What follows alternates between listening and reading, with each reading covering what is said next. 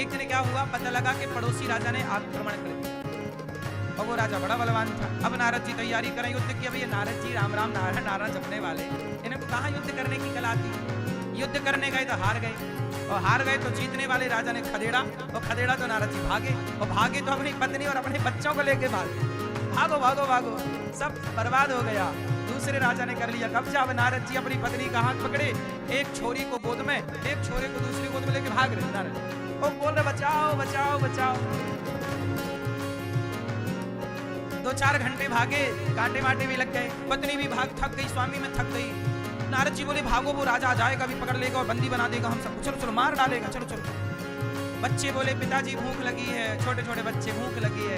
नारद जी बोले अच्छा वो नदी के पार गांव दिख रहा है, वहां चलो, साथ को तो भिक्षा में मिल जाए, रोटी रोटी मिल जाए। नारद जी ने देखा वहां एक पुरानी सी नाव थी, टूटी सी। नारद जी ने बेटी बेटा और पत्नी को नाव में बिठाई और चले। संयोग देखिए कि नाव पानी में डूब गई बीच में, और जैसे ही डूबी तो नारद जी की पत्नी डूबने लग गई। जैसे तैसे नारद जी किनारे लगे, बेटा डूब गया, बेटी। नारद जी चिल्लाए हे भगवान, क्या बिगाड़ा था मैंने जो तुमने मेरी पत्नी छीन ली, पत्नी डूब गई। क्या बिगाड़ा था जो तुमने बेटा छीन लिया, बेटा डूब गया, बेटी डूब गई। अब नारद जी लगे रोने जोर, हे भगवान तुम बड़े निर्दयी हो, बड़े निष्ठुर हो। तब तक भगवान आ गए। भगवान बोले नारद जी पानी मिला। नारद जी बोले प्रभु आप, अरे आप भी तो बोले थे कि पानी लेके आ रहा हूं, मैं 1 घंटे से आपका इंतजार कर रहा हूं।